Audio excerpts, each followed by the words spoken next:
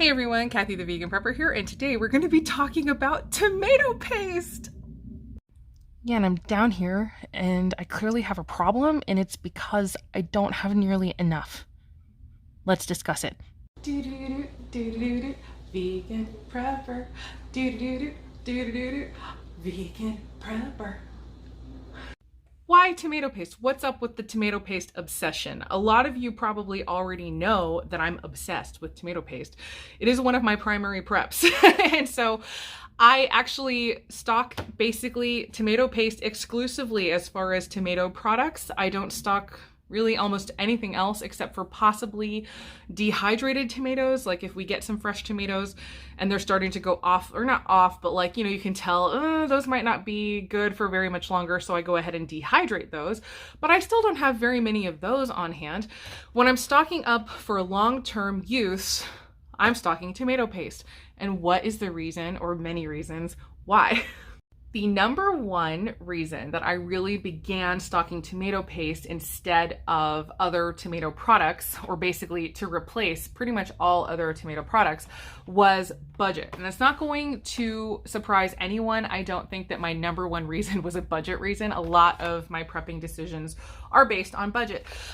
So when you get a flat like this, at least as of the date I am filming, which is early September of 2022, you can get a flat of organic tomato paste, 12 cans for $6.99 at Costco. The equivalent flat of diced tomatoes is $6.99, so the same price, but you get only 8 cans of diced tomatoes. So on the surface, it appears that already it's a good deal because you're getting more tomato paste than diced tomatoes for the same price. However, it's an even better deal than you might realize, because in my experience, at least, this wasn't like some official thing that I found online. This was like just from my own experimentation in my recipes. In my experience, it really does seem like 1 can of tomato paste will replace 2 cans of diced tomatoes. So not only are you saving because you get more cans of more cans of tomato paste versus diced tomatoes, it actually only takes 4 cans of tomato paste to replace that entire flat of diced tomatoes. And then you still have 8 more cans of tomato paste left over. So it really ends up being a seriously good budget move. So in my experience, I have adapted pretty much all recipes that I used to use diced tomatoes for, where I would use 2 cans of diced tomatoes in the recipe, say it was a curry or a chili, and I'm always cooking a really large portion because I have a bigger family and we eat quite a lot. And so I just basically replaced 1 can of tomato paste from, I replaced the 2 cans of diced tomatoes, sorry, I'm tripping over my words, with 1 can of tomato paste, and that ended up making the recipe absolutely delicious. In fact, it might be a little more flavorful, so honestly, you might be able to get away with replacing a little bit more than just 2 cans with the tomato paste. But also, in my experience and in my opinion, I believe it ends up having a better flavor. It's a more pure, amazing, rich, delicious tomato flavor, almost sweet. And I think that also has to do with the fact that the tomato paste doesn't have any added sodium or any added salt. So you get about 20 milligrams of sodium per serving, but the ingredients in the tomato paste is just tomatoes and citric acid. You don't have any added salt in here. And so for me personally, when I was using my diced tomatoes, I wasn't draining them or rinsing them. I would dump them in with the water from the can so that I wasn't getting rid of any of that flavor. So that meant I was putting extra salt into my dishes. Not a lot all the times. Actually, the diced tomatoes from Costco, I think, were relatively reasonable on the sodium level compared to some of the other brands that you could find elsewhere. But just in general, I think I like the flavor better. It's just like a better, richer, sweeter, more pure tomato flavor. The one bad thing, of course, about the tomato paste, which of course we have to talk about the cons as well, is that you can't really replace the texture of diced tomatoes with tomato paste, obviously. So if you're using, say, a recipe for salsa that calls for diced tomatoes, this is not going to be a substitute for that. However, for us, that has never been an issue because we don't like salsas that are not fresh. So, and any of them. So even like paste salsa, or any kind of bottled salsa where it's been canned, we don't like the flavor of that. So I know that there are a lot of people who really do appreciate a salsa made from a canned tomato. We are not those. So we prefer fresh salsas that come maybe like in a little plastic tub in the deli section over something that comes in a glass jar on a shelf, or salsa that we make ourselves with fresh tomatoes. And so that is one area where definitely you can't replace it, but you know, I don't know. I feel like for me personally, that's like the only thing that I think you couldn't replace with tomato paste. But if you have another thought, like, because I just might not have a very expanded cooking repertoire. If you have another thought and you know another thing that would not be very well replaced with tomato paste, please let me know or let us know in the comments down below. And just, yeah, so that we know. I mean, I don't know. I definitely don't want anybody making the switch and then regretting it and being like mad at me. So if there's some sort of reason that you need to keep diced tomatoes on hand, then by all means do it. But for me personally, I have switched pretty much completely to tomato paste. The other primary reason for making this switch is the space savings. So as I said, 1 can of tomato paste, I believe, replaces 2 cans of diced tomatoes. I'm talking about basically the kind of, I don't remember in tomatoes what it is, because like these are refried beans and they are 16 ounce, but I don't think it's a 16 ounce can for a tomato. I think it ends up being something like a 13.5 to a 14 ounce can of diced tomatoes, but it's the same size as these. And so when you're replacing this with this, it is a major space savings. I can basically that wall of diced tomatoes that you saw on the very bottom shelf of my prepping shelf over here. It was 16 boxes of tomato paste, 16 times 12. And so I'm going to put that on the screen because I'm not going to do math on camera for how many cans of tomato paste that is. And then for how many cans this size it's replacing, it definitely would not fit into the same space. And so this is definitely for anybody who has an issue with space. I feel like I have an issue with space. And I know that y'all are looking at my shelves and some of you are rolling your eyes so hard. Please don't strain yourself. But seriously, I think that every single person who begins to stock food begins to run into space issues because, as we've discussed many times before, our modern houses are not built with food storage in mind. In fact, our houses are basically built with teeny tiny matchbox pantries in a lot of cases, and we are basically expected to go to the store every single week for our food. We have outsourced in the modern world our food storage to the grocery store, and for the most part, people are not expected to stock up on their own food at home anymore. This used to be the normal way of things. This used to be the way that people survived. They would bring in their abundance of food, they would preserve it in whatever way they had to preserve, and they would stock up, usually for winter here. That's like, ha ha ha. Yeah, I live in central Arizona. We don't even have real winter. But so like, you know, this is something that people used to do on a regular basis, and now they just don't anymore, so that those of us who do stock end up looking crazy to the people around who, I guess, just trust that the grocery store will always be stocked. Even though they lived through 2020. I don't know. Some people just have trust. They just have so much trust. Anyway, so it's just like I still kind of can't even. So I try not to get off on a tangent, but I was actually on a very well-known minimalist YouTube channel. Recently had a live stream. And, you know, minimalists I like to consider myself something of a minimalist as far as clutter in my house goes, but definitely not in my stocking. I try to stock plenty, but I am still somewhat minimalist. So like even this whole thing where it's like, okay, I'm not stocking tomato sauce. I'm not stocking spaghetti sauce. I'm not stocking diced tomatoes. I'm not stocking crushed tomatoes. I'm not stocking any of that. I have reduced every single one of those items to tomato paste for myself.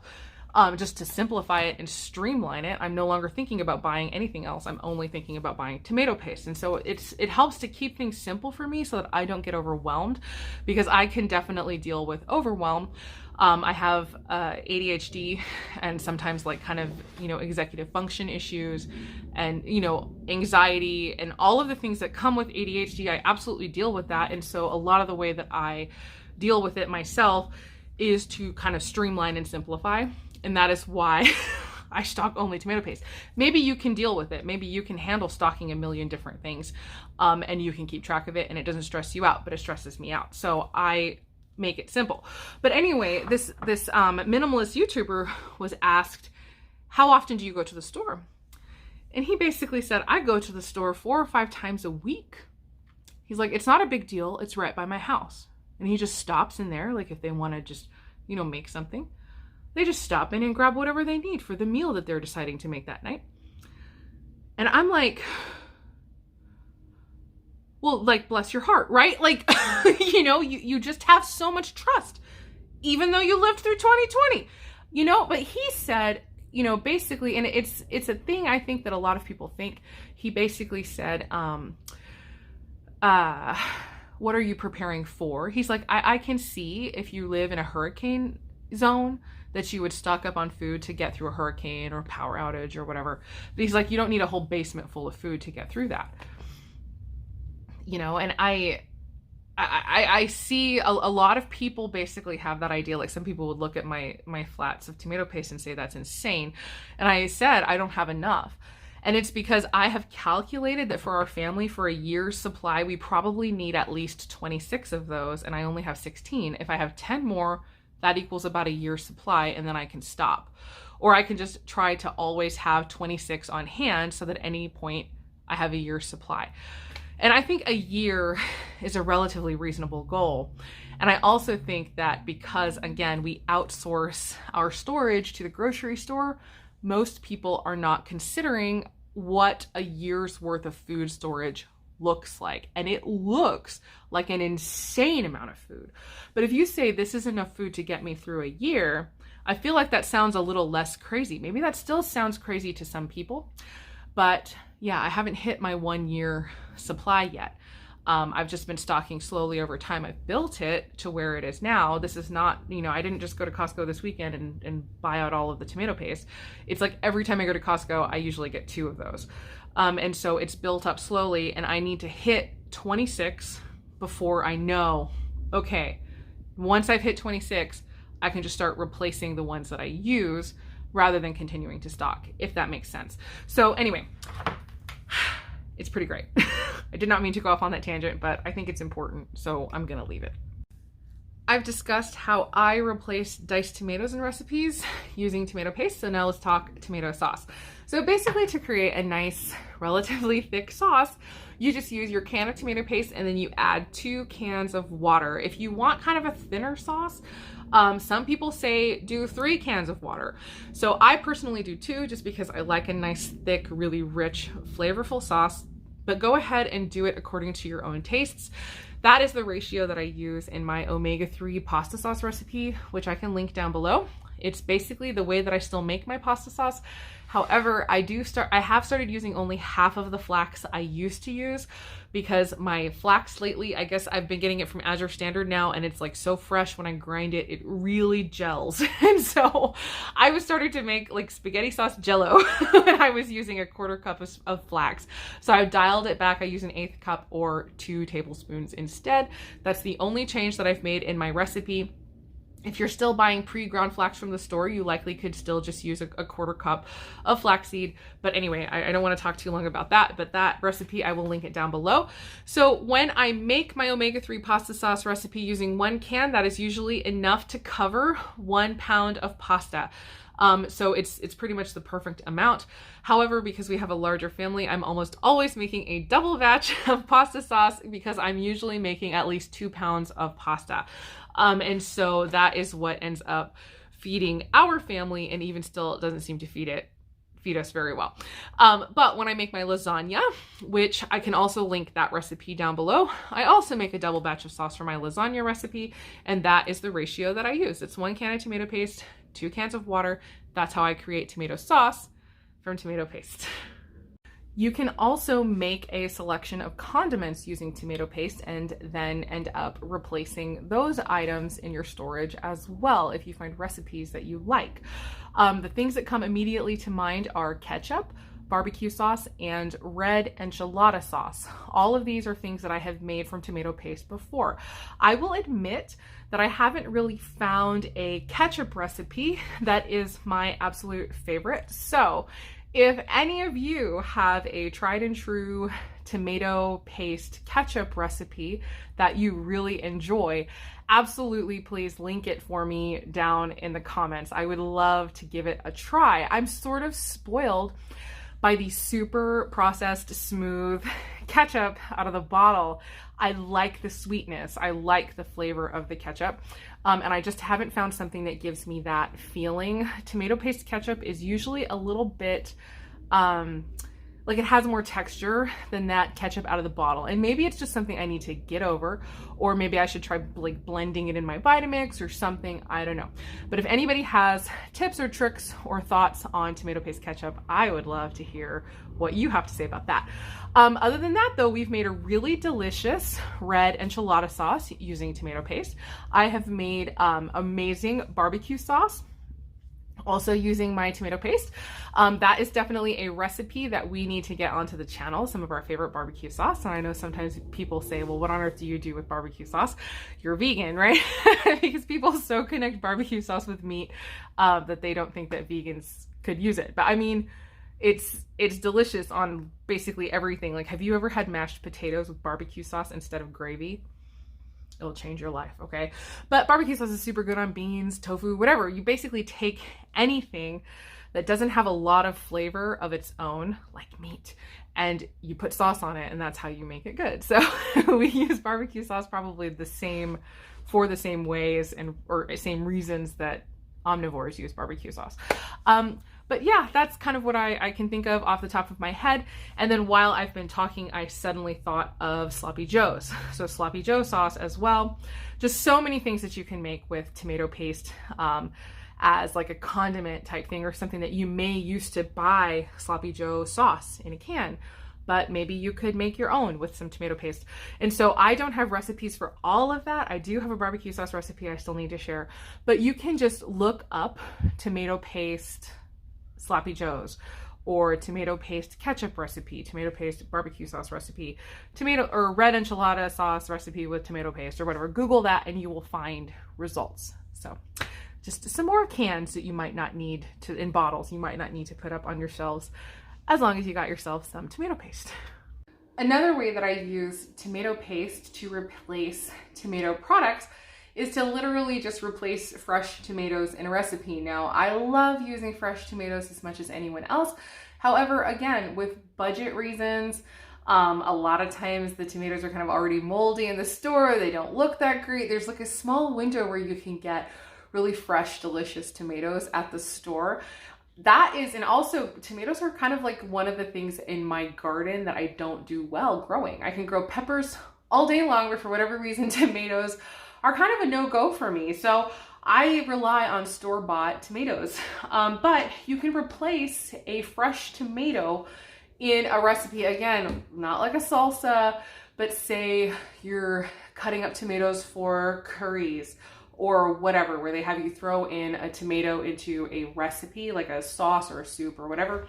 I use 1 tablespoon of tomato paste to replace a tomato. So here's a container that I have in my freezer. So whenever I use just a little bit of tomato paste in a recipe, or sometimes a recipe just calls for like a tablespoon of tomato paste, right? Like, I feel like that is an extremely normal amount of tomato paste to call for in a recipe, 1 to 2 tablespoons. And so what I like to do is whenever I have a little bit of tomato paste left in a can, I will freeze the rest in tablespoon portions. So basically, I just scoop a tablespoon in there and I get it out with my finger onto a little piece of parchment paper, which I just put on a plate in my freezer. I let it freeze. It usually just takes a few hours. And then once it's done, you peel these perfectly portioned little tablespoon measures of tomato paste off the sheet, store them however you would like to store things in your freezer, and you have it ready to go. So now the next time a recipe calls for a tablespoon or 2 tablespoons of tomato paste, you have it ready to go. But also, if a recipe, say one of our favorite curry recipes calls for 3 fresh tomatoes, I just use 3 tablespoons of tomato paste. And then I typically add roughly a 1/4 cup of liquid, like water usually, for each one of those tablespoons, so that it ends up kind of replacing the flavor and the liquid portion of the tomato in the recipe. And that is how I do that. I pretty much always have something freezing in my freezer on this little piece of parchment just on a plate. These are hot peppers from my garden. They're coming in kind of strong right now. We've got some Anaheim chilies and cayenne peppers. And so I just need to go ahead and start a container for that.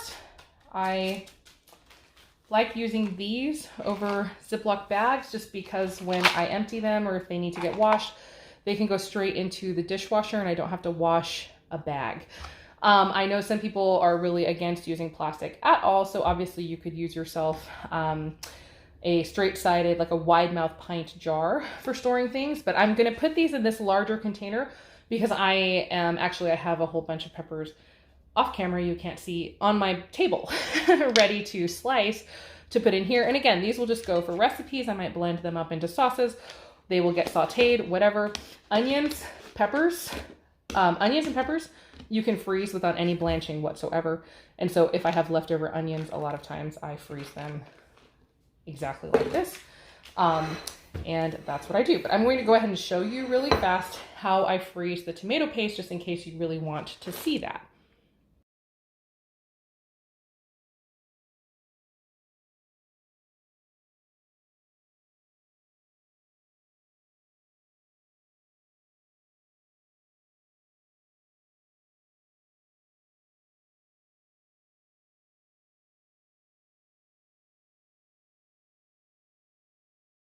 Here is what we ended up with. If the can were a true 3/4 cup, it should be 12 tablespoons, but it never works out to exactly that much. So basically my 11th one there was kind of on the small side. So I just took a tiny bit from the other ones to make it closer to a tablespoon. And so some of these may be a little less than a tablespoon, but I think they'll still be all right. So here they are in their designated spot, and in a few hours, I'll be able to pop those right off of the parchment, stick them into their container, and then probably freeze the peppers that I have on my table. It's been about 4 hours, and so it's time to go ahead and pop these off and stick them in the container. I use the same sheet of parchment paper over and over again. So like you saw, there were peppers on it before. And so again, like I said earlier, peppers are probably what is going to go on here, next. So here it is. There's maybe a little bit of stuff on here, but I don't really care.